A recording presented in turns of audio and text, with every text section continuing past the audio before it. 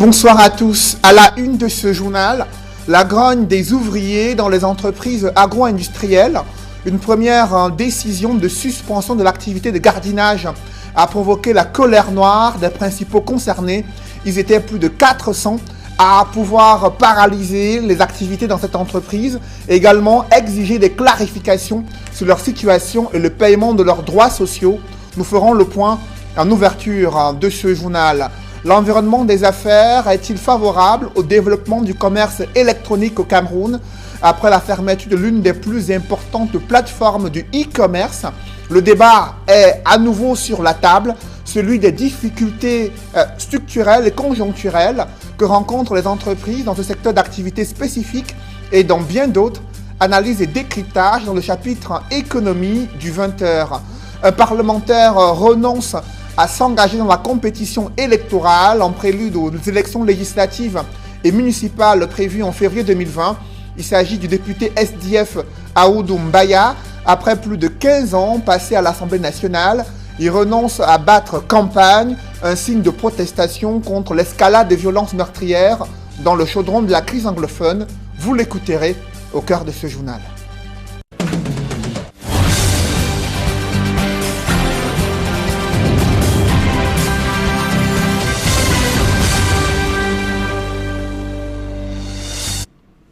Merci de suivre cette édition complète de l'information sur Equinox Télévision.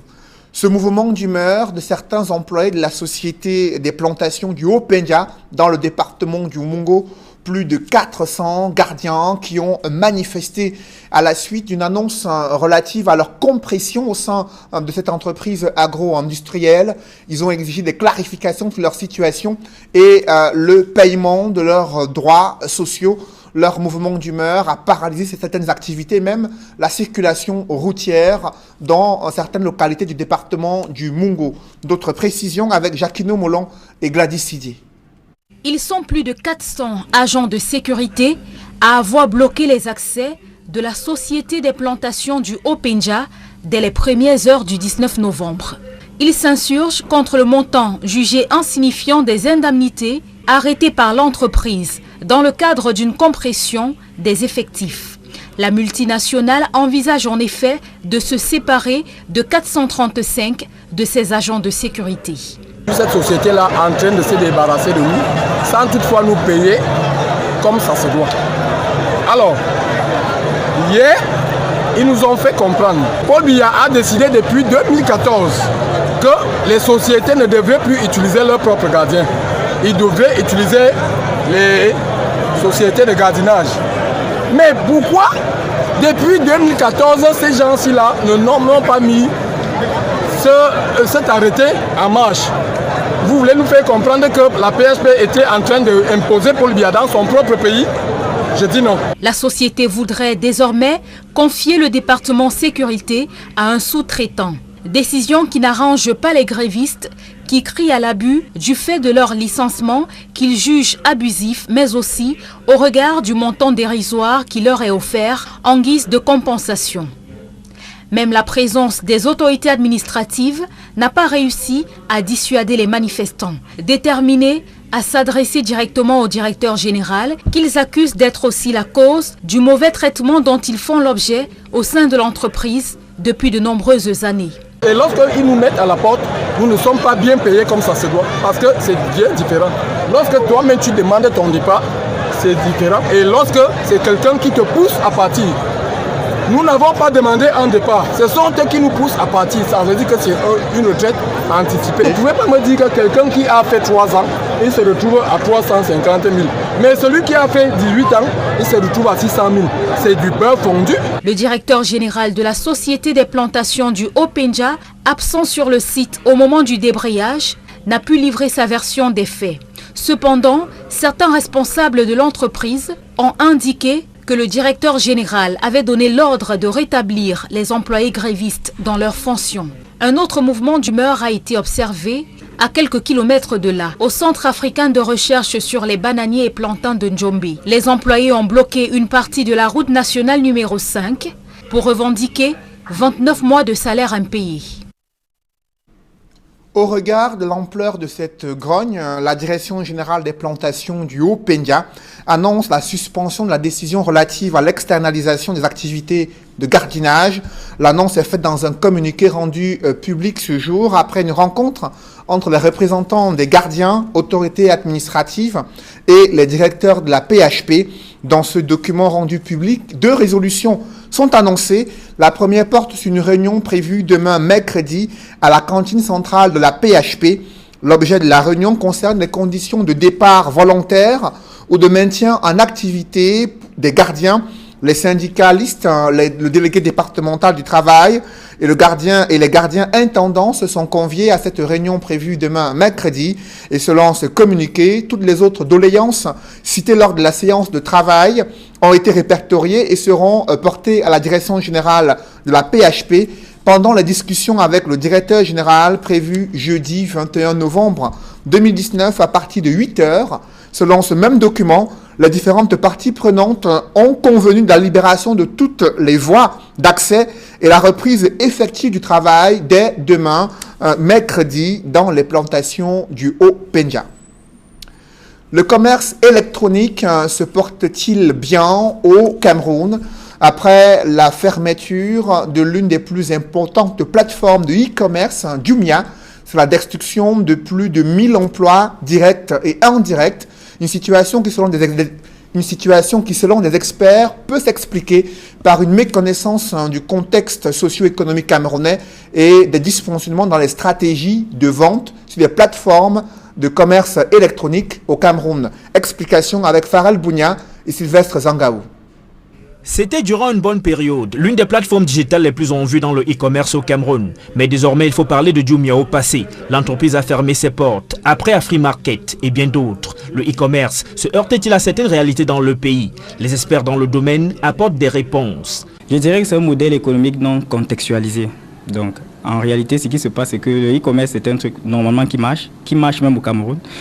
Mais ce qui se passe, c'est quoi? C'est que les entreprises qui sont spécialisées dans le e-commerce, comme je préfère ne pas citer les noms, n'ont pas su contextualiser leur modèle. Je prends un exemple.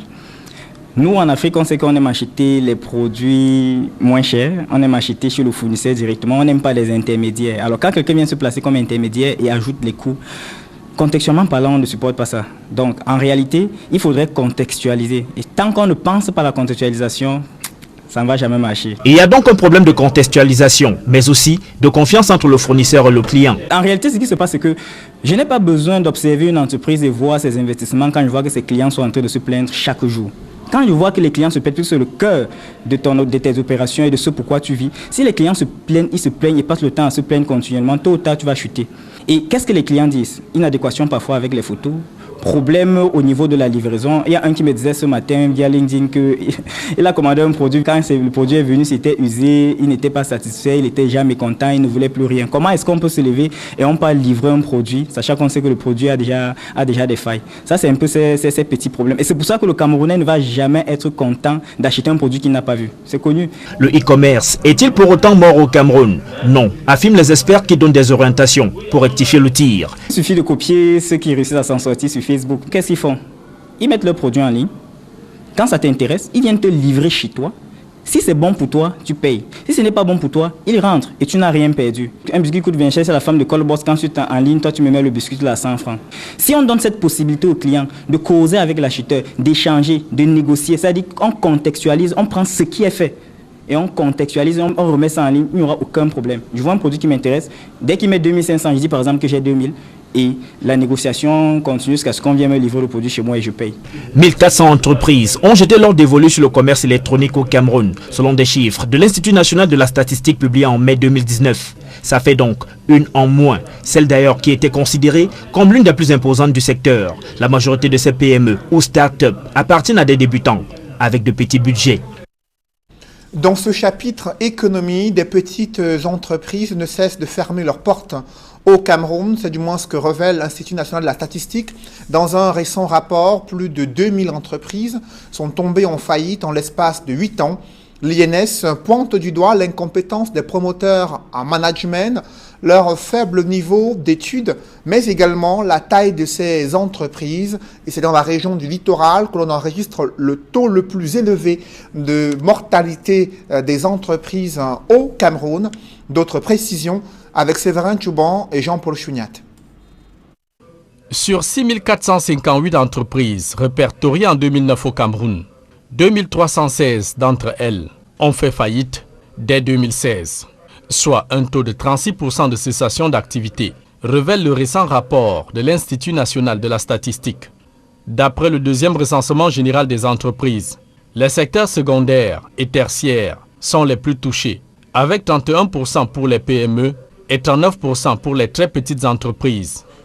Au-delà des facteurs exogènes comme le coût du travail, la fiscalité, la concurrence sur le marché ou même les conflits à l'instar de la crise dans les régions anglophones ou Boko Haram à l'extrême nord, les experts évoquent comme raison première à ces faillites en cascade le manque d'expérience managériale des promoteurs, la méconnaissance du secteur d'activité, le défaut d'appréciation entrepreneuriale, le manque de politique de développement, tout comme d'innombrables lacunes et déficits en comptabilité et gestion des entreprises. Voilà autant d'éléments endogènes qui ont tué la quasi-totalité de ces structures. Selon l'Institut national de la statistique, 3 facteurs déterminants ont contribué à ce désastre économique. Les experts citent la taille de ces structures, dont les plus affectées restent les petites et très petites entreprises, représentant 80%, à côté des 20% pour les grandes et moyennes entreprises. Autres facteurs les plus significatifs, le niveau d'études et le diplôme des dirigeants de ces entreprises. Le risque de faillite serait minoré à 7% pour des managers ayant un niveau BTS, licence, master, DEA, contre un risque de 12% pour des bacs plus 0. Et enfin, dernier facteur dans cette palette à 3, la forme juridique, avec 9% en plus de risque de cessation d'activité pour les entreprises individuelles. Sur cette calamité entrepreneuriale qui freine le développement du tissu économique camerounais, la région du littoral a vu disparaître 1495 de ces entreprises, le centre 484, l'ouest 135, le nord-ouest 42, l'est 35. La Damawa, le sud-ouest, le nord, le sud et l'extrême nord, seulement une vingtaine d'entreprises tombées en faillite. Pour stopper cette mortalité croissante de la petite entreprise, les spécialistes de l'Institut national de la statistique formulent des recommandations, notamment la mise en place d'un système de surveillance de proximité afin de déceler à temps des signaux de détresse des entreprises, créer un environnement favorable à la survie et la pérennité des entreprises, inculquer à la jeunesse la culture entrepreneuriale et enfin, créer des conditions durables au développement des petites et moyennes entreprises dans l'ensemble. Parlons à présent de la délinquance et des violences en milieu scolaire, notamment à Bafoussam, dans la région de l'Ouest. La confiscation des téléphones portables en salle de classe a viré en acte de vengeance de la part des lycéens punis. L'un d'entre eux est allé à la rencontre de son surveillant général et l'a poignardé. Fort heureusement, il est interné à l'hôpital et l'enfant en question a été arrêté par les forces de l'ordre. Le récit des faits avec Leclerc Sakem. L'histoire est sur toutes les lèvres des élèves du lycée bilingue de Bafoussam rural. Le camarade Tchébriand, ici en rouge, élève en classe de Form 5, a poignardé à l'aide d'un ciseau son surveillant de secteur. Il y avait cours samedi, les élèves sont venus avec les téléphones. Et pendant que le prof faisait cours, il y avait certains là avec les derniers bancs au Chabat qui étaient là avec les téléphones en train de manipuler. Et juste là, il perturbait le cours. Puisque le surveillant général était là, il faisait cours de l'autre côté de la salle. Il est venu.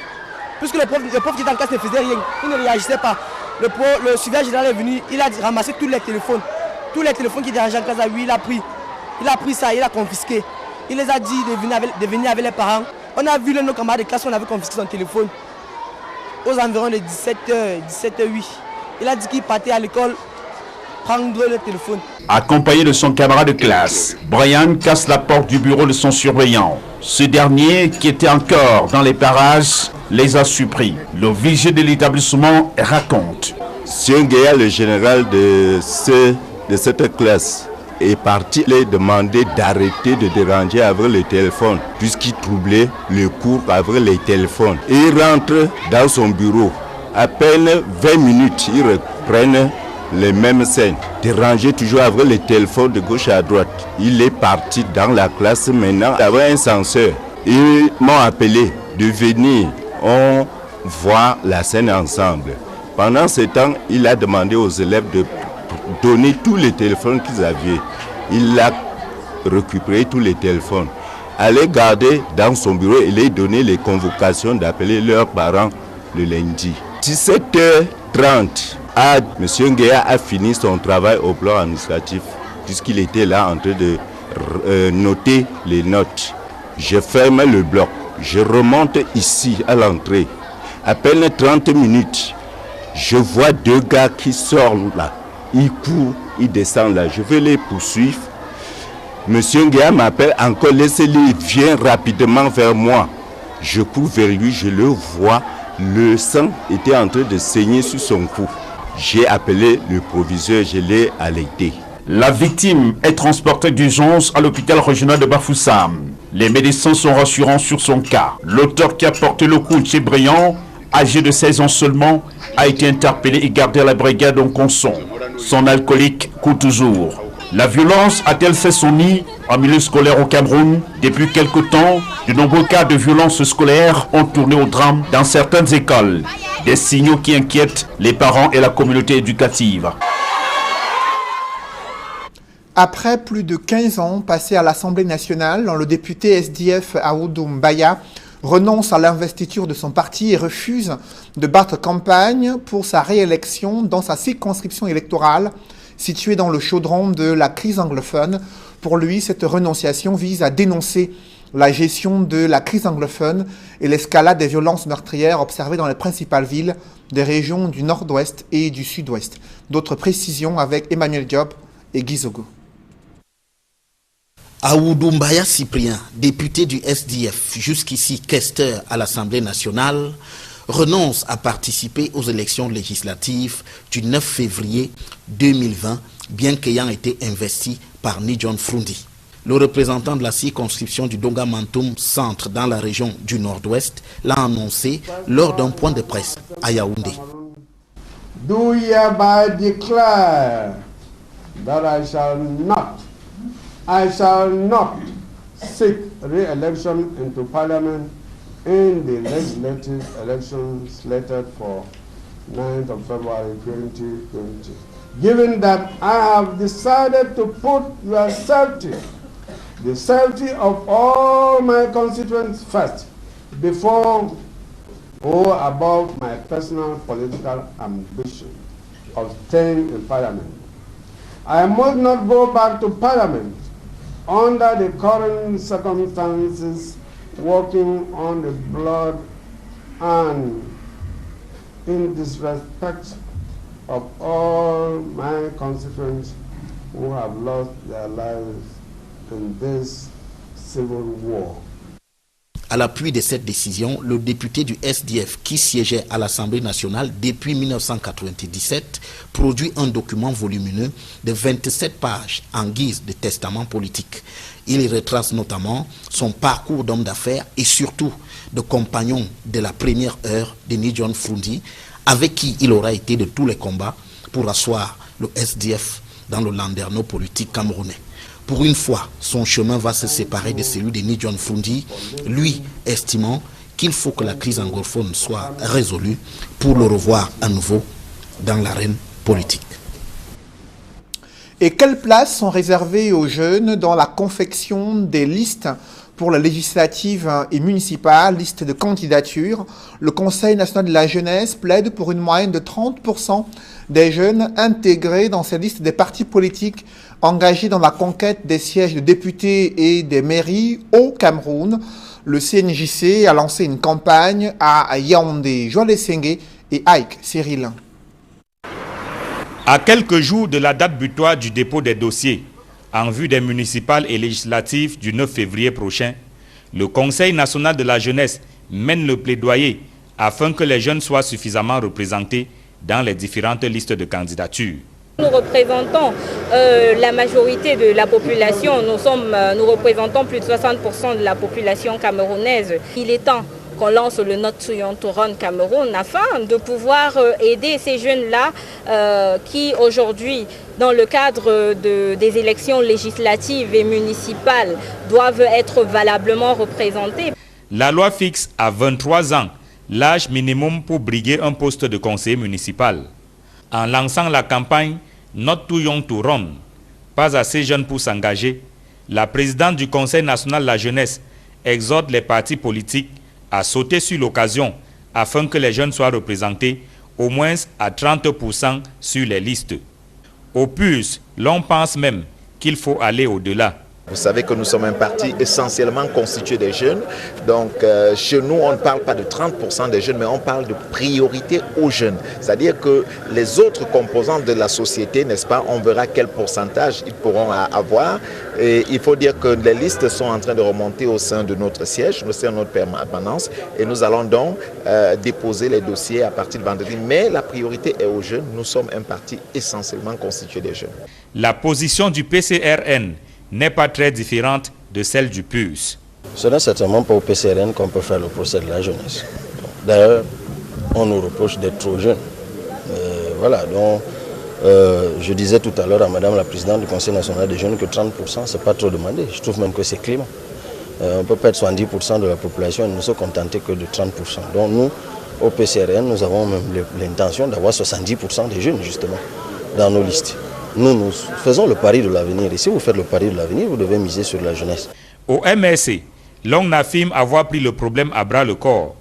Pour les municipales et législatives à venir, le parti annonce l'investiture d'au moins 25% de jeunes. Au niveau du MRC, c'est le quota de 25% dans les différentes listes sur le territoire, n'est-ce pas, qui seront accordées à la jeunesse. Je peux vous rassurer déjà qu'en ce moment, les jeunes se battent pour, n'est-ce pas, monter leurs différents dossiers malgré les différents blocages qu'on peut observer dans des administrations. Si les partis politiques ne cachent pas leur intention d'aligner les jeunes, il reste que ces derniers éprouvent des difficultés à payer la caution pour faire valider leur candidature. Le MRC fait appel à une chaîne de solidarité pour y remédier. C'est vrai que la jeunesse dans son ensemble au Cameroun a un problème de précarité financière. La jeunesse au MRC renvoie à l'image de la jeunesse camerounaise. Donc on ne peut pas dire qu'il n'y a pas de problème financier. Il y a des problèmes financiers. Mais chez nous, notre cinquième pilier, c'est le pacte de solidarité. Ça veut dire qu'on fait tout et tout dans un élan de solidarité, n'est-ce pas, d'accompagner, n'est-ce pas, les différents jeunes qui osent, n'est-ce pas, pour constituer leurs pièces. Cabral Libi du PCRN veut renouveler l'expérience de la levée de fonds qui a plus ou moins marché pendant la présidentielle de 2018. Certains font face à des difficultés d'ordre financier. C'est l'un des problèmes auxquels se heurte souvent la jeunesse. Nous avons lancé un nouveau fundraising qui permet un fundraising citoyen pour accompagner les candidatures jeunes, pas uniquement d'ailleurs ceux du PCRN. Nous sommes dans une mutualisation, donc nous travaillons avec d'autres partis politiques pour travailler sur des plateformes de levée de fonds qui permettent à des gens qui ont des idées, qui ont de la volonté, qui ont même de l'étoffe et de l'épaisseur, mais qui se heurtent à ce souci financier. La jeunesse camerounaise, c'est près de 70% de la population. Selon des statistiques du Conseil national de la jeunesse, 60% de jeunes sur un échantillon de 1000 ne sont pas intéressés par la politique. 10% sont militants, alors que 3% seulement occupent des postes de responsabilité au sein des partis politiques. Dans l'optique de la mutualisation des forces pour les élections législatives et municipales, le Parti camerounais pour la réconciliation nationale de Cabral Libi annonce une alliance politique avec l'Union démocratique du Cameroun dans la perspective de conquérir les 3 sièges de députés dans la circonscription électorale de Vouri-Centre. À cet effet, je vous invite à suivre Cabral Libi, président national du PCRN. Nous, au PCRN, nous prenons la mutualisation. Il faut être réaliste. Dans certaines circonscriptions, il vaut mieux s'aligner derrière ceux qui ont l'étoffe, l'épaisseur, le bagage qui permet de penser qu'on a plus de chances de gagner avec eux. Donc, dans le cas du Vouri-Centre, aux législatives précisément, nous avons décidé de constituer une liste commune avec l'UDC, dont nos candidats compétiront sous la bannière de l'UDC. Nous parlons de mutualisation, le peuple camerounais appelle la mutualisation. Étonnant que lorsque c'est fait, que les gens s'en étonnent. Et dans le Grand Nord, des militants du SDF éprouvent des difficultés à pouvoir constituer les listes de candidatures pour ces élections législatives municipales. Ils pointent un doigt accusateur sur certaines autorités traditionnelles et même administratives qui leur compliquent la tâche. Je vous invite à suivre des responsables SDF en Ngaoundéré dans l'Adamawa.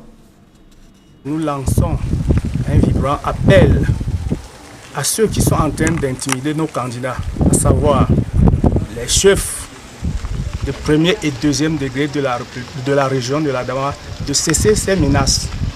Ce pays, la région de l'Adamawa, appartient à tous les Camerounais et chacun a le droit de se présenter à une élection. Nous n'arrivons pas à comprendre pourquoi nos candidats continuent à être menacés, des menaces, des appels et des messages. Nous les demandons de cesser ces menaces. Des candidats sont en train de recevoir jusqu'aux menaces de mort dans leur téléphone. Nous invitons ces messieurs à cesser. Cette région appartient à tous les filles et fils de cette République. Et nous adressons un vibrant message aux administrateurs qui sont en train de prendre de l'argent.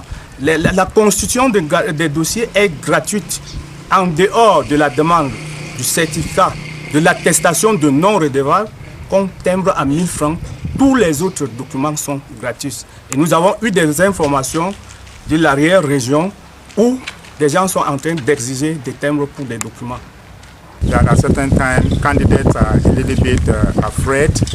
We heard about some traditional chiefs threatening people living in their various areas. So now, for those who are threatening, what we are saying is that they should understand that we are a legal party.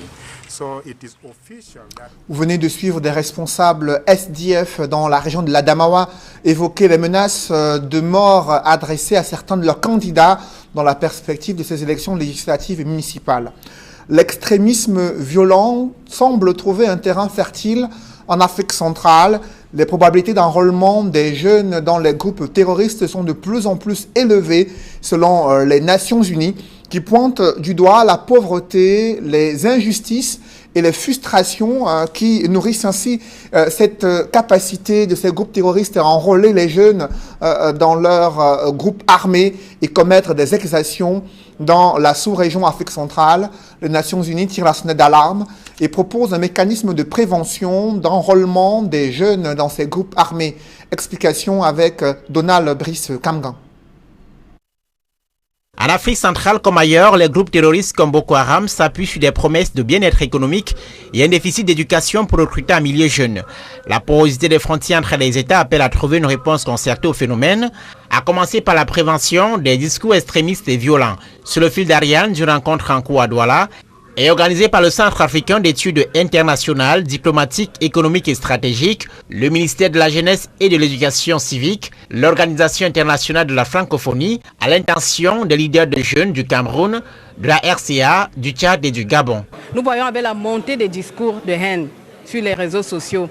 Et qui mieux que le professionnel de jeunesse et animation est placé pour pouvoir accompagner la jeunesse, sensibiliser cette jeunesse, éduquer cette jeunesse-là. Les jeunes Camerounais vivent du côté de la Centrafrique et les jeunes Centrafricains vivent de l'autre côté, d'où nécessité éventuellement de les sensibiliser, de les préparer éventuellement pour qu'ils puissent avoir une conception réelle, une conception apaisée, une conception qui est orientée vers ce qu'on appelle le pacifisme. Mais la sensibilisation seule ne suffit pas. La précarité, la corruption, la répression et la malgouvernance en général sont des terreaux pour les discours de radicalisme.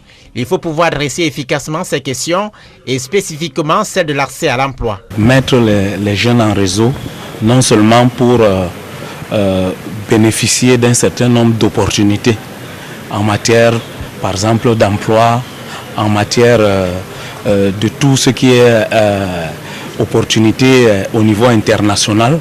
Donc il y a un certain nombre d'informations qui doivent passer par le canal de ce réseau-là. À Douala, les animateurs et responsables des centres de promotion et d'encadrement des jeunes du Cameroun, de la RCA, du Gabon et du Tchad reçoivent les outils de lutte contre les discours extrémistes et violents, une problématique d'actualité en Afrique centrale où les groupes terroristes recrutent massivement un millier jeunes. Parlons à présent de l'exploitation forestière illégale. Elle prend de l'ampleur au Cameroun entre les coupes sauvages du bois, l'abandon des grumes et la destruction de l'écosystème forestier. Les populations riveraines vivent dans l'extrême pauvreté, notamment dans l'arrondissement de Ngambé-Tikar, là où des promesses de développement n'ont pas été tenues. Pourtant, des entreprises forestières incriminées ont continué à s'enrichir avant d'être suspendues à la suite des dénonciations. Élisée Bogba et Marcelin Gansop vous plongent au cœur d'une criminalité forestière qui inquiète les populations et ravive les tensions dans les zones rurales au Cameroun. Dès l'entrée du canton d'Nkong, dans l'arrondissement de Ngambé-Tikar, les premiers indices d'une exploitation forestière questionnable. Une image qui vaut 1000 mots. Si le titre c'est une UFA, on doit avoir UFA peut-être 10036. On doit avoir la date d'abattage. On a abattu la BC quand. On doit avoir par exemple le numéro de DF10 qui doit être là. Donc ça c'est un peu en gros ce qu'on peut retrouver sur une bille. Tout d'anormal, au bout du compte, en totale violation de la loi forestière. Mais nous poussons notre curiosité plus loin.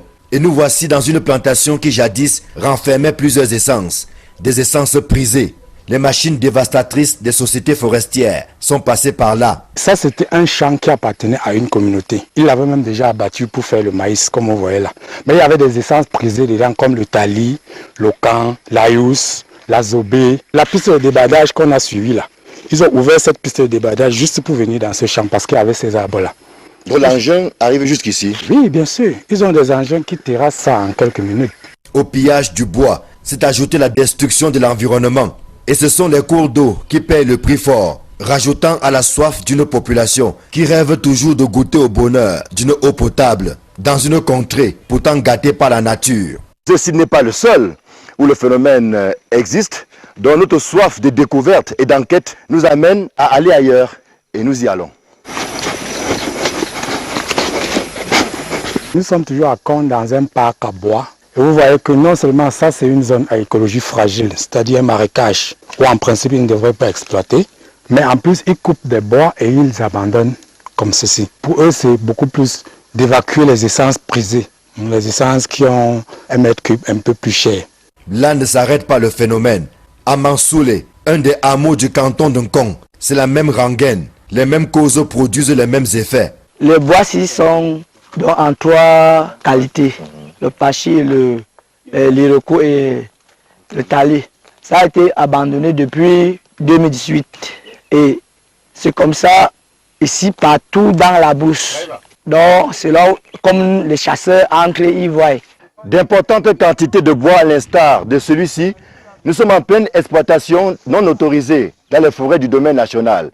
Un phénomène qui a le vent en poupe ici à Mansoulé, un des hameaux du canton Kong, dans l'arrondissement de Ngambé-Tikar. C'est un territoire très vaste. Ngambé-Tikar, nous sommes à 7200 km², qui dépasse même la région de l'ouest. Ngambé-Tikar, rien que l'arrondissement de Ngambé-Tikar. Imaginez un seul champ de pouce.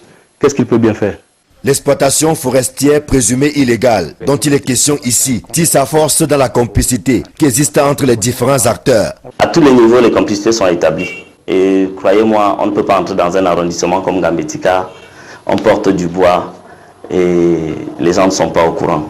Toutes les couches sont concernées. Pour cette exploitation illégale, il y a vraiment complicité entre l'autorité locale qui est le chef de canton, le chef de poste forestier et le sous-préfet. Pointé du doigt pour sa mauvaise gestion des royalties, le chef de canton de Nkong défend plutôt son bilan. Lorsqu'il y a le paiement des royalties, toutes les populations, les couches sociales sont associées autour du chef pour voir sur quel projet nous devons tabler. Ne serait-ce que dans le canton de Kong, nous pouvons vous énumérer 5 à 6 bâtiments de 2 salles de classe construits par le bureau de gestion de l'APE. Nous prenons nous-mêmes en charge les enseignants. Il est important de signaler que dans toutes ces écoles, la majorité des enseignants sont les vacataires. Ici opèrent plusieurs entreprises, dont la société Siri du Bamekim, dont le directeur s'est défendu hors caméra, refutant les faits d'exploitation illégale qui lui sont reprochés par la population. Sauf qu'une récente décision du ministre des Forêts et de la Faune donne raison aux dénonciateurs. Parmi les 15 entreprises suspendues le 31 octobre 2019 par Jules Doré Dongo, figure bel et bien la SMK, à qui il est reproché des faits d'exploitation forestière non autorisés dans le domaine national, principalement dans le massif Ina, Oué, Bengbeng. Une exploitation illégale a eu lieu dans la forêt communautaire du Jigjan et celle-ci a été menée par la société Sieri du Bamekim. Le chef de poste forestier de l'époque, il a constaté que la SMK avait exploité le Jigjan et il avait abandonné 1200 mètres cubes de bois sur parc. Et ce qui a prouvé que c'était la SMK, c'est le numéro de l'UEFA, UEFA 08003. J'ai écrit au ministre des Forêts pour lui dire, Excellence, ça se passe mal dans l'arrondissement. Il y a des sociétés qui pillent le bois ici. La suspension dont il est question implique l'arrêt des activités forestières et la saisie des produits exploités en fraude. C'est déjà un pas en attendant d'autres. C'est dire que la lutte doit continuer pour amener les brebis égarées sur le droit chemin, sécuriser les recettes forestières et permettre aux populations riveraines des forêts exploitées de tirer le juste fruit de l'exploitation forestière. Vous-même, vous avez parcouru certains villages dans lesquels vous avez vu les écoles, il n'y en a même pas, les ponts sont en bois. Quand ça pourrit, nous, population villageoise, nous n'avons pas les moyens, les possibilités d'acheter un engin pour pouvoir entretenir ces routes. On a un hôpital qui manque de lumière, qui manque d'infrastructures. On a des écoles, on a des enseignants qui ne sont pas pris en charge, des jeunes enseignants envoyés au lycée. Il n'y a pas de centre de santé. On se débrouille seulement comme ça. Les femmes accouchent simplement comme ça. C'est comme si elles doivent mourir. C'est Dieu qui nous aide ici, là. Et c'est justement ça le drame. C'est que malgré la richesse de ces forêts, l'arrondissement d'Ngambé-Tikar n'a pas bonne mine. Faute d'accès aux services sociaux de base. Les populations tirent le diable par la queue. Mesdames, Messieurs, c'est la fin de ce journal, mais avant de mettre un terme à cette édition, Equinox Télévision présente ses excuses aux téléspectateurs pour la non-diffusion de l'émission Equinox Soir en direct en principe de Yaoundé. Ceci est lié à des désagréments techniques indépendants de notre volonté et Equinox vous rassure que ses équipes techniques et l'opérateur télécommunications sont à pied d'œuvre afin de vous permettre de suivre Equinox Soir dans les meilleurs délais pour vous permettre d'être mieux édifiés sur l'actualité nationale et même internationale. Mesdames, Messieurs, merci d'avoir suivi ce journal. Je vous souhaite une bonne soirée sur cette même antenne.